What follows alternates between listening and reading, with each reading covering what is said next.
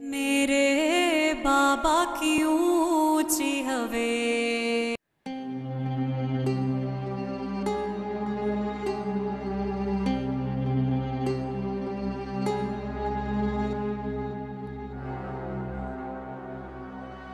ऐसा क्यों लग रहा है जैसे आज कोई खास बात करने आया था उसामा, लेकिन क्या? पूछ ही लेती। मैंने तो उस बेचारे को घर के अंदर भी नहीं बुलाया। गलती हो गई। अब्बा मियाँ को पता चलेगा तो कहीं वो मुझे इस बात पे डांट ही ना दे।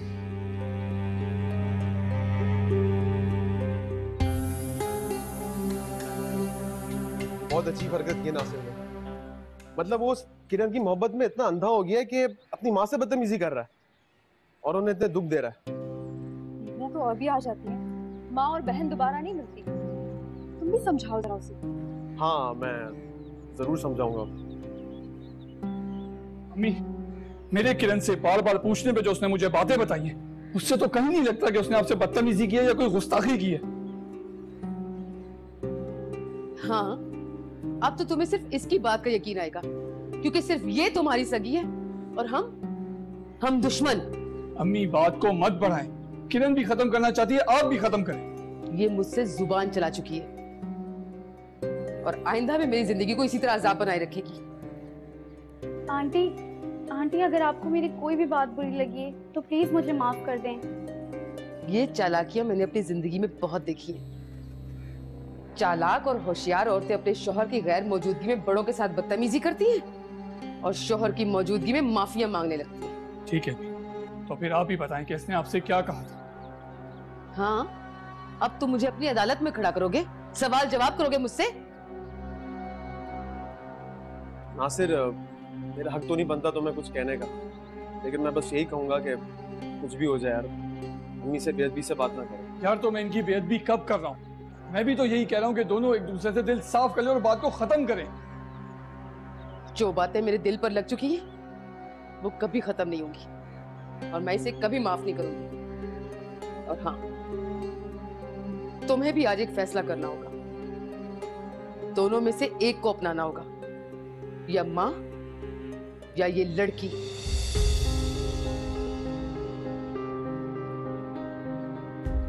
और अगर तुम्हारा फैसला ये लड़की हुई तो कभी मेरे जनाजे पर भी ना आना तुम।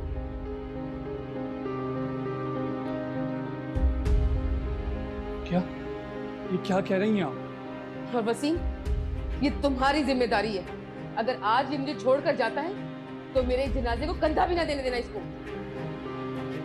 तुम क्यों मेरे भाई और माँ को अजियत दे रही हो और यहाँ खड़े होकर तमाशा देख रही हो? जाओ यहाँ से। अंबल! नहीं नासिर, तुम प्लीज मेरी वजह से किसी से नहीं उलझो। मैं चली जाती हूँ यहाँ से। किरण, तुम कहीं नहीं जाओगी। तुम मेरे निकाह में।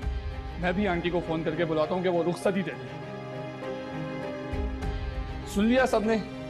किरण यहाँ से कहीं नहीं जाएगी और तुम दोनों जाओ अंदर।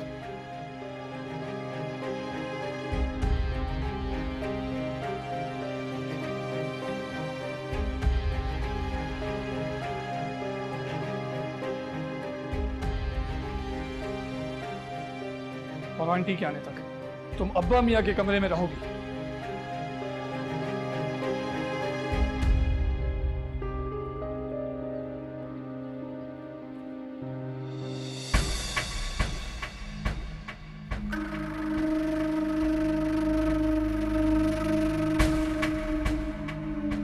सुन लिया आपने अपने बेटे का फैसला? मैं आपकी ख्वाहिश कभी पूरी नहीं होने दूंगी। ये हवेली अब मेरी है।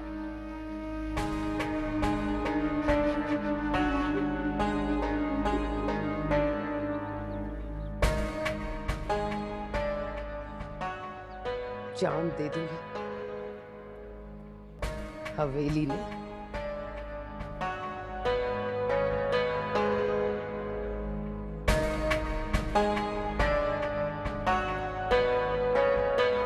जी सुल्ताना बीबी, बना दें।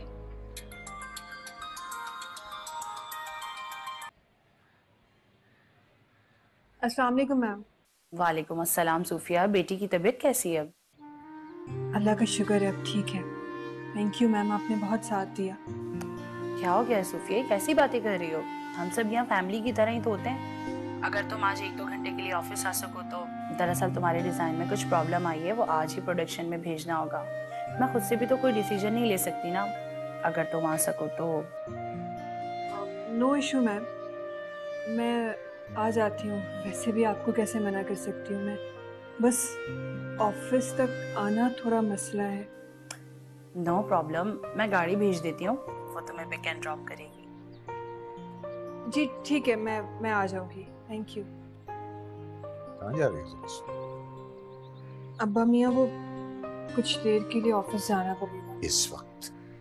जी अब्बा मियाँ, वो एक्चुअली इस प्रोजेक्ट को मैं ही डील कर रही हूँ ना अब्बा मियाँ, तो कोई और डिसीजन नहीं ले सकता। और वैसे भी ये मेरी जिम्मेदारी है। अब्बा मियाँ, आपसे पूछे बिना मैंने जाने के लिए हाँ बोल दिया। आप खफा तो नहीं है ना मुझसे? बेटा, एहसान का बदला एहसान होता है, हमारा दीन यही कहता है। और मुश्किल वक्त में अच्छे लोग ही दूसरों के काम आते हैं। ऐसे लोगों की कदर करनी चाहिए। और यूं भी ये तुम्हारी जिम्मेदारी है, लिहाजा इससे मुतल्लिक हर सवाल का जवाब तुम्हीं को देना हो। जाओ, जल्दी से तैयार हो जाओ और जाओ। जी, आपको कुछ चाहिए तो नहीं? नहीं, मुझे कुछ नहीं चाहिए। मुझे कुछ चाहिए होगा मैं खुद ले लूंगा। जी।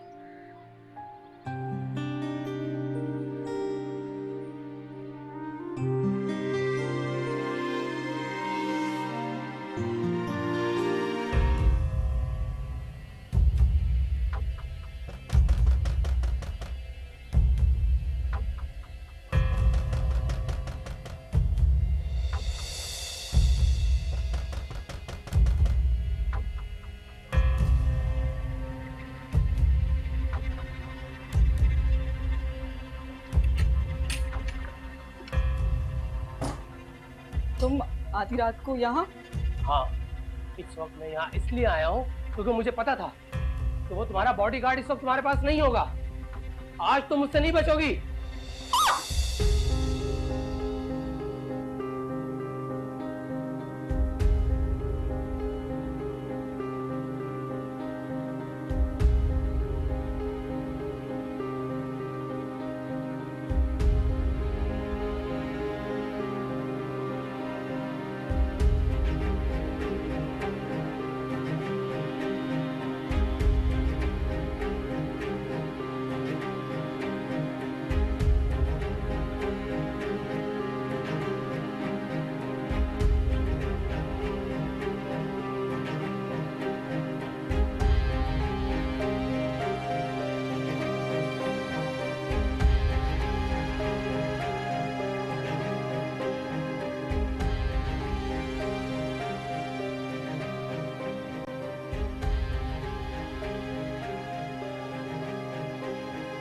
शादी के 2 हफ्ते बाद ही मुझे अंदाजा हो गया कि वो शख्स साइको अकेला मुझे घर में कैद कर देता था।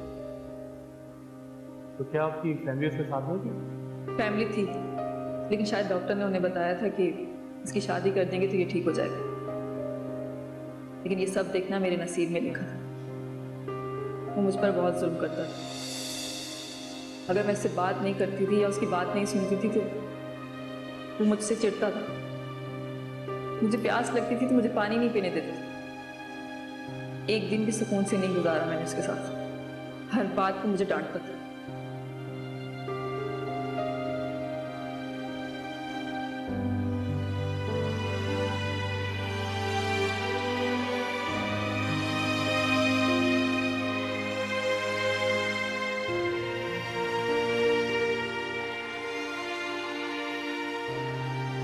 तुम लोग तो यहाँ से चले गए थे।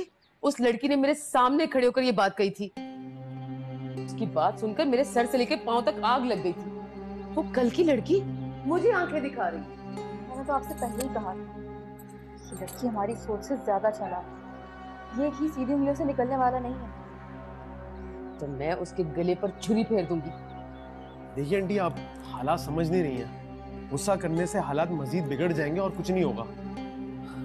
आपको चाहिए कि आप बहुत ही प्यार से और बहुत ही नरमी से अपने बेटे को अपनी तरफ करें, ठीक उसी तरह जिस तरह किरण ने किया। मैं जानता हूं कि मियाँ बीवी का रिश्ता कैसा होता है, लेकिन मैं ये बात भी जानता हूं कि माँ और बेटे का रिश्ता बहुत ही जज्बाती रिश्ता होता है। आपको अपनी परेशानियों का, अपनी महरूमियों का वास्ता देकर उससे अपनी तरफ करना होगा, वरना मुझे हालात बहुत बिगड़ते हुए नजर आ रहे हैं। हो सकता है कि हमारे हाथ से सब चला जाए।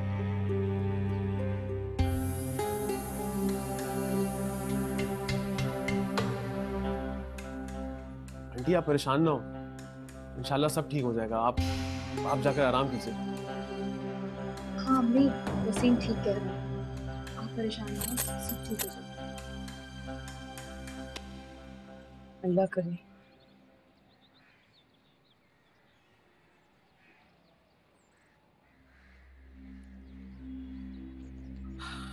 अब जो मैंने आंटी को समझाया, अल्लाह करे आंटी वही करें, वरना बहुत मसला हो जाएगा। नामुमकिन। क्या मतलब? मतलब ये कि अम्मी की नेचर ही ऐसी है। पहले तो वो थोड़ी देर जब्त कर लेती हैं, फिर बाद में ना किसी बात पे फट पड़ेंगी, जिस तरह आज उन्होंने किया। क्या जरूरत थी उनको इतना गुस्सा करने की? थोड़ी देर और जब्त कर लेती तो बात इतनी तो ना बढ़ती ना। और वो तो सारा दिन यहाँ गुजारने के बाद रात को दफा हो जाती थी, अब 24 घंटे हमारे सरों पे सवार रहेगी। सोचना पड़ेगा वसीम, सोचो।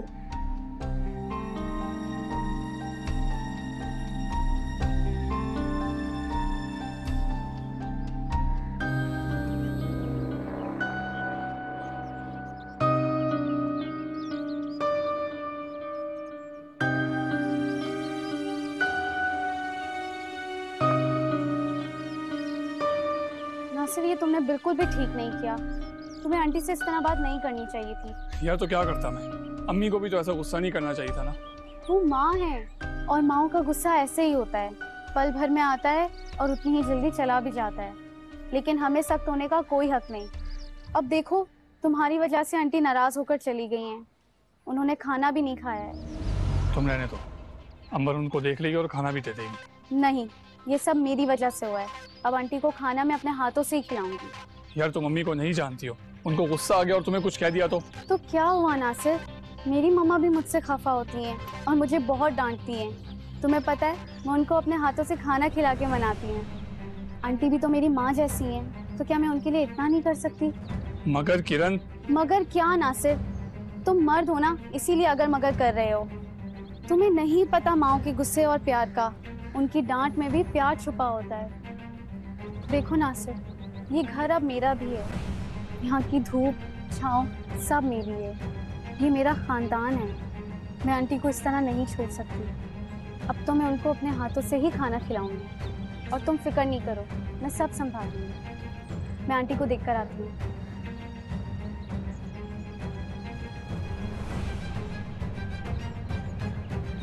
पता नहीं मैंने कौन से ऐसे अच्छे काम किए जो तुम मेरी बीवी बन गई। काश कि अम्मी भी तुम्हारी कदर करें।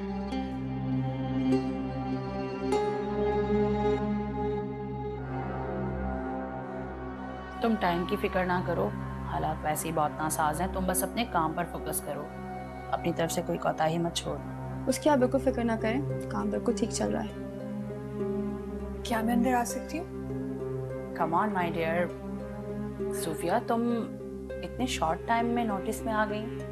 अरे मैम, आप तो शर्मिंदा कर रही हैं मुझे, ये तो मेरी रिस्पॉन्सिबिलिटी है जो आप इतना लेट काम कर रही है। इससे पहले हमारे प्रोजेक्ट पे काम कर रही थी, हमारी मैम ग्रेट है। अरे ग्रेट कुछ नहीं, मुझे भी तो ये सब काम करना होता है, बट मैं तुम्हारे प्रोजेक्ट में डिसीजन नहीं ले पा रही हूँ क्योंकि मैंने इसमें कुछ चेंजेस भी किए हैं। तुम देख के इसे फाइनल कर दो क्योंकि मुझे सुबह ही क्लाइंट को देना है। आप फिक्र नहीं करें, मैं कर दूंगी, आप बिल्कुल प्रेशर ना लें। सूफिया जी मैम। मैं सोच रही थी कि अपने डिजाइन्स लेकर क्लाइंट के पास दुबई मिलने तुम खुद जाओ तो। मैं कैसे जा सकती हूँ? मैंने बताया था ना आपको कि मेरी बेटी की तबीयत ठीक नहीं है, और फिर मेरे अब्बा मियाँ भी इस कंडीशन में नहीं है कि उनको अकेले छोड़ के जा सकूं। और वैसे भी मैम अभी मुझे दिन ही कितने हुए यहाँ काम करते हुए, मुझे डर है कहीं मैं आपका काम ना ख़राब करा दूँ। बी कॉन्फिडेंट सूफिया, क्या हो गया तुम्हें? मुझे तुम पर भरोसा है, मैं जानती हूँ कि तुम में वो क्वालिटीज़ मौजूद हैं, तुम कर सकती हो ये सब हैंडल। मैंने तुम्हें यही सब देख के हायर किया है। और वैसे भी इस बिजी बिजनेस वर्ल्ड में अपॉर्चुनिटीज़ किसी का वेट नहीं करती। इस बारे में हम बाद में बात करेंगे। अभी तुम ये डिज़ाइंस फाइनल करो और मुझे बताओ। ठीक।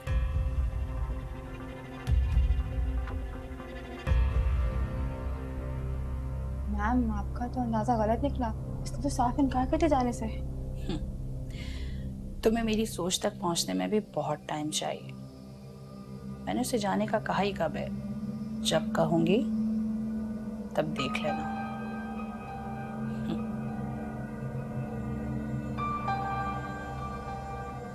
ख्वाब था ना, इसमें इतनी परेशान होने वाली क्या बात है? लेकिन वो किसी भी वक्त ऐसा कर सकता है। सवाल ही पैदा नहीं होता। अगर अब वो वहां आएगा तो सिर्फ माफी मांगने ही आएगा। नहीं, सही आदमी नहीं। क्या मतलब? उसने कहीं तुम्हारे साथ बदतमीजी तो नहीं की? नहीं नहीं, मेरा मतलब वो नहीं है। लेकिन वो कोई एजुकेटेड सुलझा हुआ इंसान नहीं है कि अपनी बात पर शर्मिंदा हो और आकर सॉरी बोले। इसीलिए तो उसका सही इलाज किया है मैंने।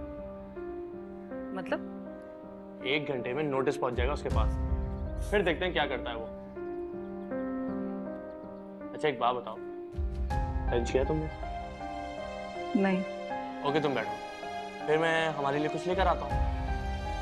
नहीं सामा, मेरा दिल नहीं। फिजा रिलैक्स हो जाओ, मैं कुछ लेकर आता हूँ, फिर खाते हैं साथ, ठीक है?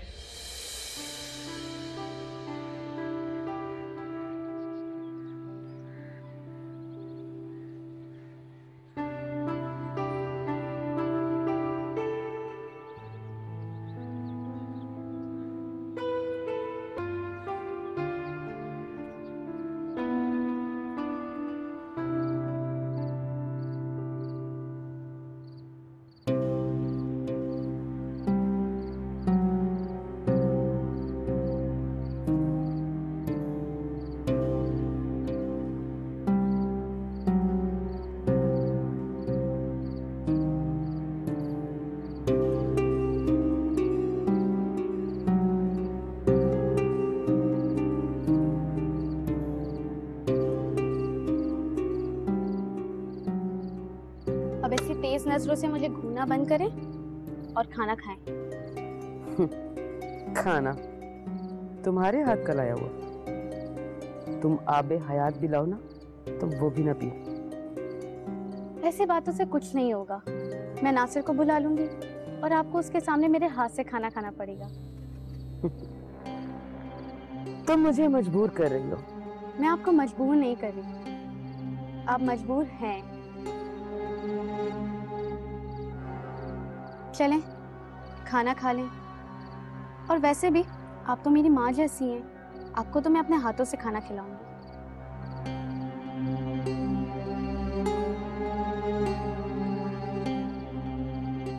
क्या मिला है इसमें?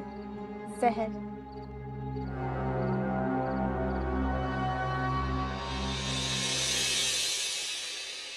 मेरे बाबा की ऊंची हवेली